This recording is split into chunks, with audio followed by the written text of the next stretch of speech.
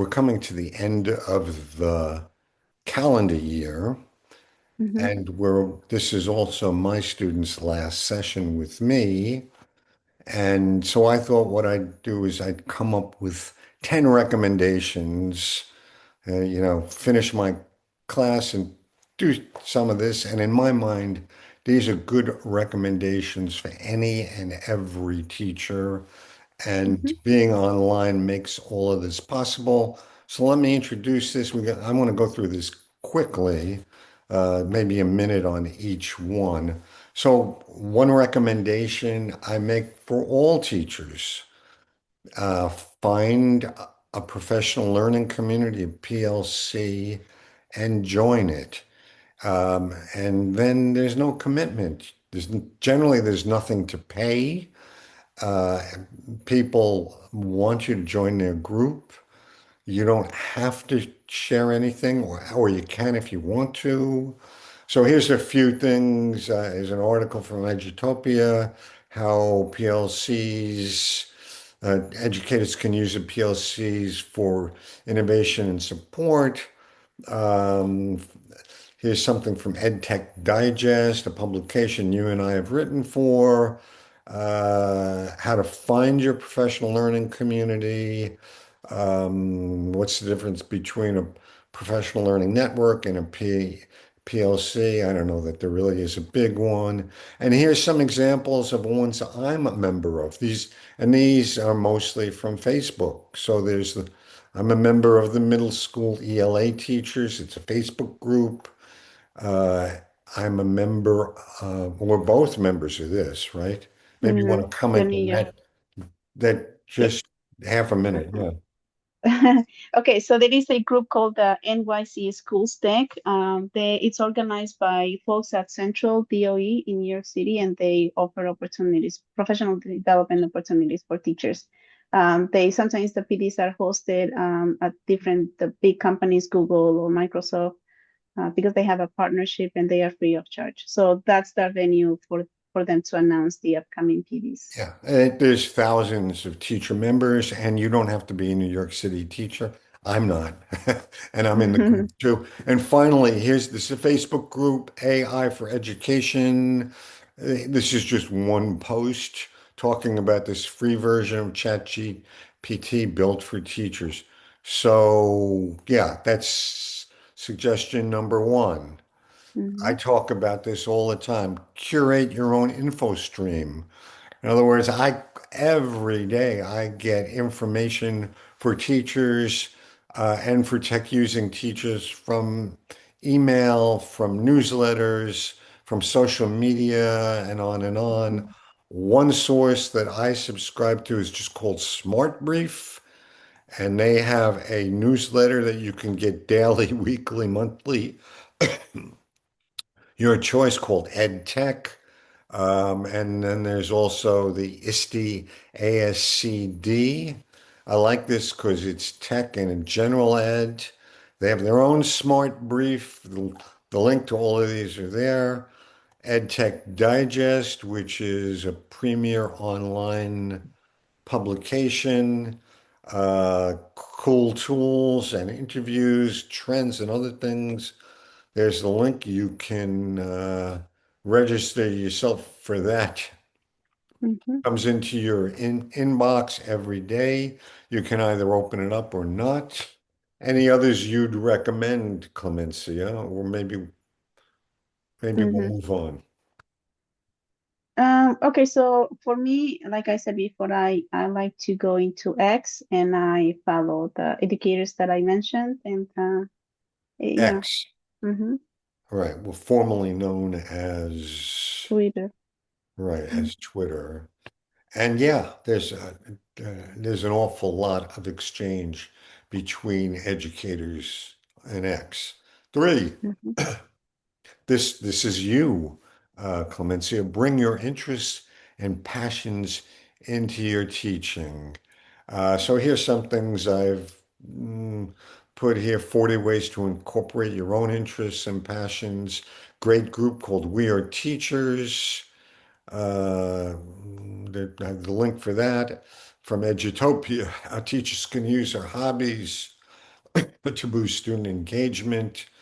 Um, this from the National Education Association. It's all about you. Bring your personality and interest into the classroom.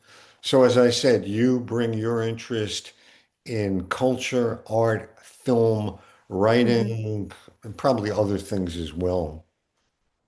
Yeah, I think it's important for us to enrich ourselves at a personal level because we reflect who we are when we are working with children with minds. So for example, if we go like for example when I go to like a workshop around art, I'm always thinking, okay, how can I incorporate what I'm learning right now into my class. So I feel like you always want to do that in order to find joy in your profession, because if you do that, then the kids will also find joy in what you are teaching them. And you do this all the time. Mhm. And I totally admire that. And you see all these articles, how to make the learning come alive. And you and I understand, well, just do it, live it and Just do do it. it. Go Hmm. bring something from your life into the class. And you're a trained, you know how to do it in an appropriate way. Hmm. You know how to present it to the kids. Hmm. Um, Can I just ask one thing? Okay, oh, so please. I'm not sure where your students are based, but in New York City we have a whole bunch of cultural institutions where they also have a team. They usually have a team of educators and or a department of education, and they provide professional development sessions for teachers. Sometimes they are free. Usually I think they are free. You just need to register, and they show you what they have in their museums and how you can use them with your students.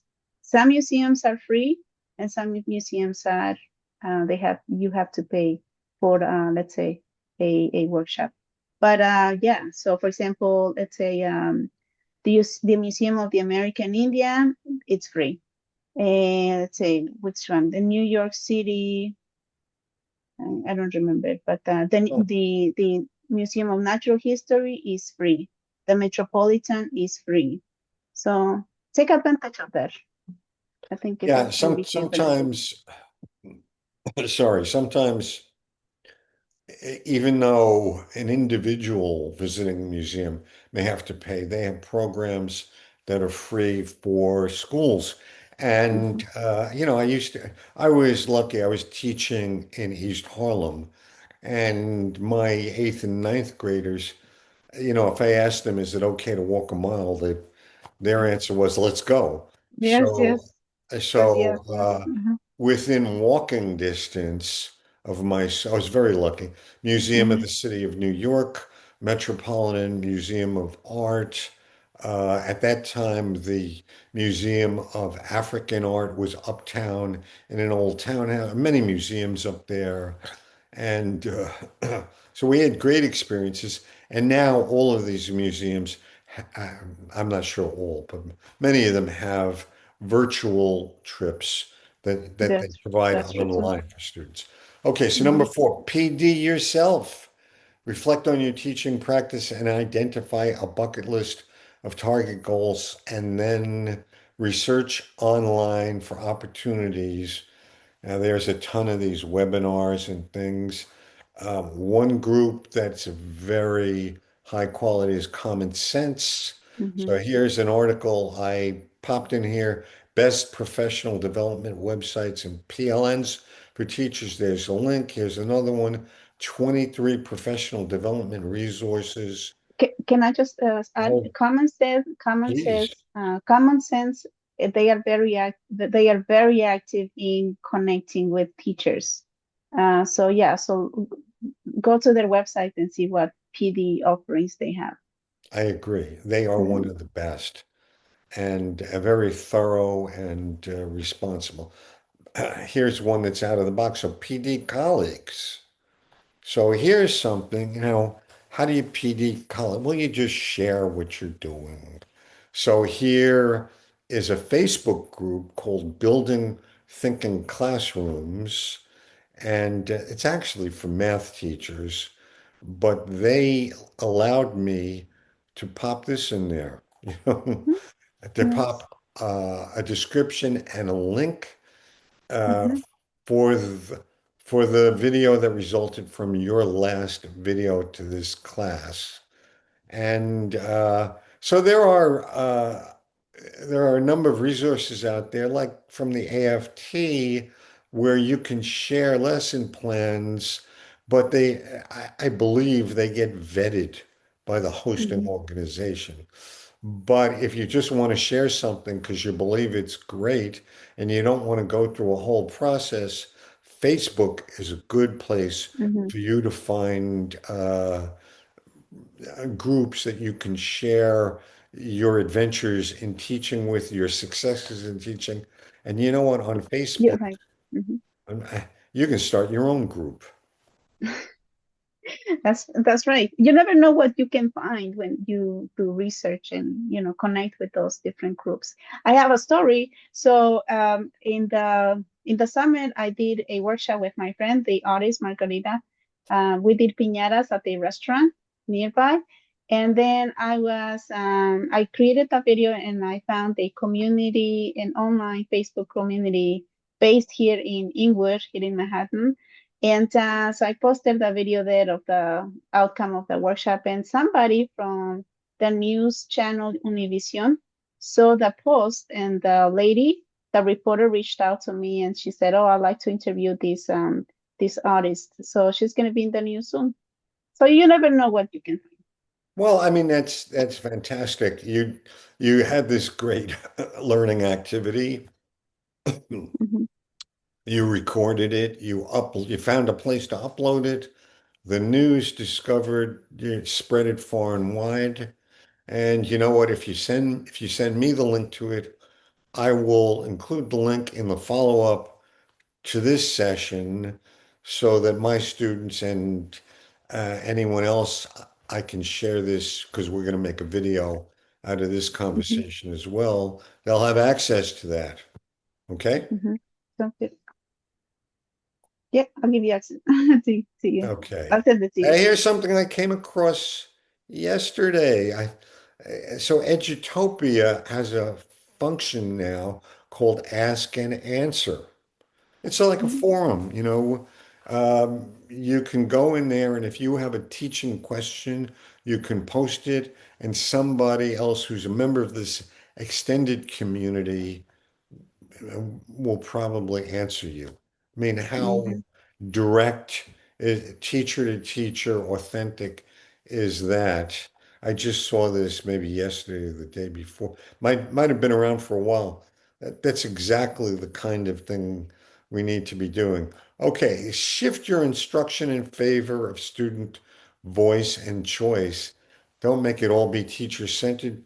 Give them opportunities. One of the things we've discussed in this class is the use of teachers publishing class magazines as a way to elicit students' personal interests Mhm. and then have them write and maybe make art about it and publish it and share it with the share it with the school, share it with other classes. Mhm. There's a couple of great resources. I don't know if you know this one, Creative Educator magazine. Mm-mm. No. Well, you'll have access to this link. It's a great free publication, and here they have a whole rundown down on how to publish a digital magazine for teachers. And here's something I just came across by accident. This woman who appears to be a great teacher, not from the New York area, here she has a blog she calls Teaching in Room 6, and Right. she does a lot of sharing Mhm. of her teaching practice and of her kids' work. And so here she offers her guide to doing a biography magazine using Google Slides, a resource that as teachers we all have. And there's a link to that. And moving on, number 7, transform from teacher as content consumer to content creator. And here she is again. This is her blog. Welcome to Room 6. And here she says, "Hi, I'm Stephanie, In my classroom, I strive to give my students a rigorous yet engagingly memorable learning experience. Sounds like your goal, Clemencia. I love sharing I these. try. Yeah. She says she loves sharing these tried and true lesson ideas with others you can implement in your room Hmm. immediately. Hmm. So, I mean, there's a good example of what we're talking about. Hmm. Um, uh, I admire those type of educators who take the time to sit down and do the writing and publishing. and they're That out takes a there. lot of time. That takes time and energy. I But have a I'm on my feeling. way to do that. Well, she won't ever have to do this again, you know. Hmm. She's got it down once. And at the Hmm. beginning of the semester, my class and I talked about how you might support your fellow colleagues in your school with some PD and support. And one of the favorite methods we came across is just doing a video or a post or something so that you don't have to Hmm. do it over and over and over again. And Hmm. so, in that sense, it can be labor saving. And here's something, you have to find a blog resource. Blogger from Google is one, and here's a bit of a guide on how to create a classroom guide, you know, Hmm. how to use this free Google. It's a very stable, very functional platform. It's free and you just have to register for it. I've used it quite extensively. And Hmm. here I say, try something new. Now, there's a great New Year's resolution for everyone. Try something new and different in your classroom. And my Hmm. recommendation here is um, register your class for what I call a good to go program. There are many of these programs out on the web. All of the work, I mean, the prep work has been done for the teacher. All the teacher has to do is locate this and Hmm. register the class for it. Generally, they're free. Everybody knows Jane Goodall, and Hmm. she's done great work in the education field. She offers all of these free activities and they're all about so what resonates for kids? What do kids want to do? They want to make the world a better place. They want to Hmm. leave their thumbprint on the world. So she has these I'll call it action activities. You know, do some conservation, do some community education, that sort of thing. Again, it's all done for you. You just need to register and then do what's laid out for you in the Hmm. resource. Anything, have you ever tried any of this type of thing? PBS has some great resources that sometimes I have used in the past. So, videos or interactive websites that can be added to the curriculum that we teach. It's a little tricky sometimes because we have a curriculum map that we have to follow sometimes at a certain date, but definitely see how you can use these resources that can be fun and interactive and add them to your teaching, to your lessons. It makes it more interesting sometimes for the kids. So you're saying PBS, yeah. Hmm. When you were here in the class last time, you went into Hmm. detail. You've written for them, you've written up some lessons for them. Yeah, there's a wealth there, uh, and it's easy to find. Hmm. Here's number 9. This is, you mentioned tricky. This is a bit sticky. A lot of Hmm. teachers feel, and maybe they've been told, all you can do, all you're allowed to do is exactly the scripted curriculum. And Hmm. I'm not going to argue with that, but I'm going to say, let's probe that. Let's Hmm. push that envelope a little bit. Here's an article that talks about how you might do that. You can, well, for one thing, even though you may have gotten the message, only do, this particular piece of curriculum, You can always Hmm. just ask, make Yes. the Hmm. case to your supervisor. This is another way of getting at the Hmm. standards that are outlined. You Hmm. can, if you enlist the support of a parents association, that carries a lot of weight in getting Hmm. permission.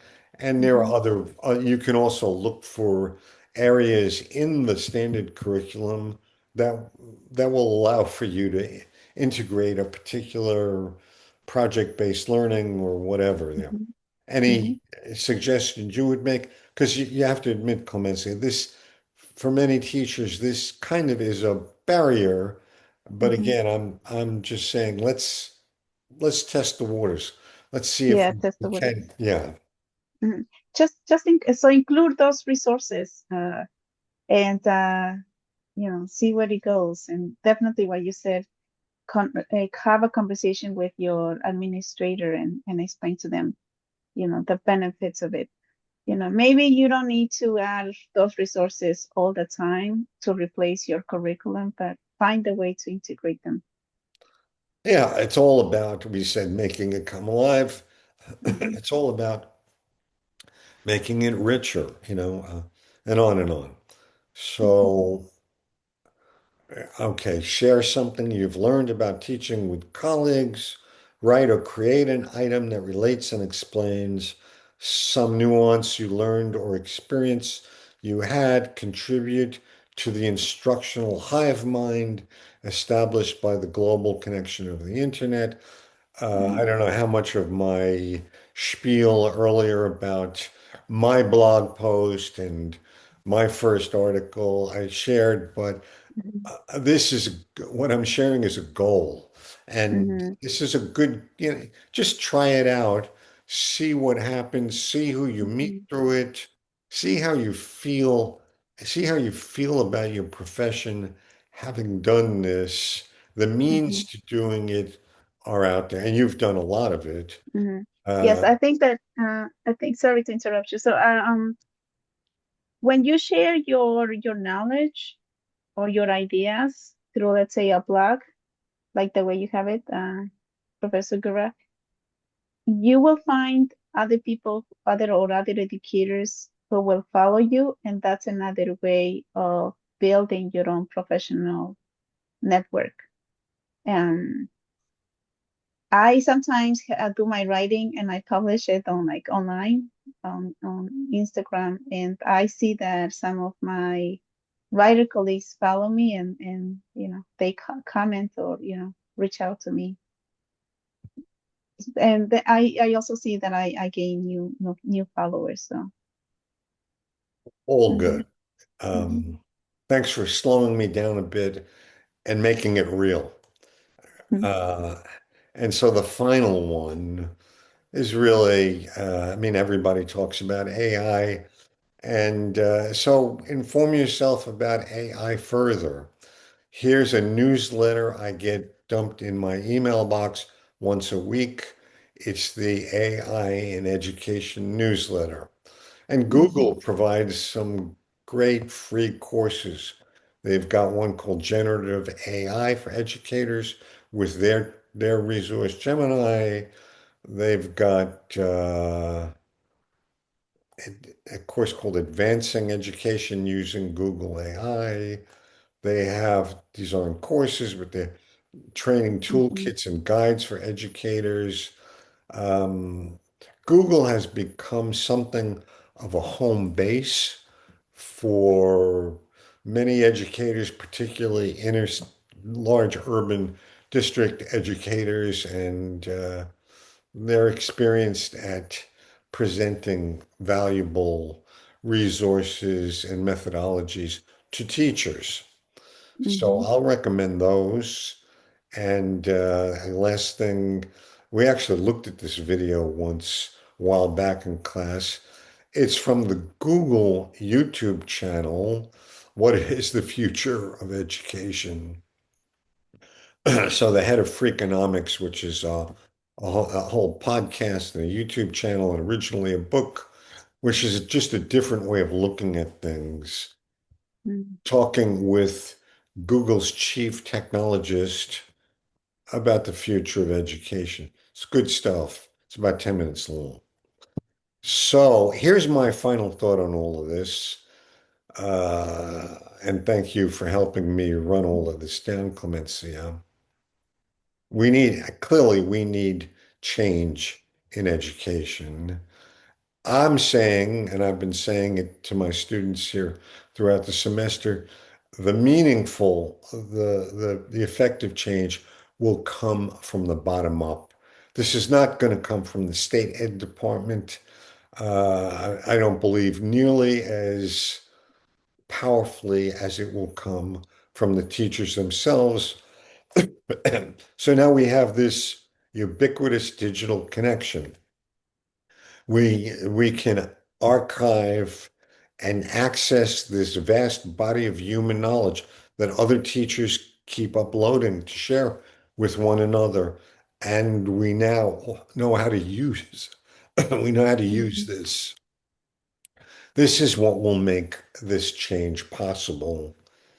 It will be the teachers, and they'll use all of these resources we've been Mhm. running down.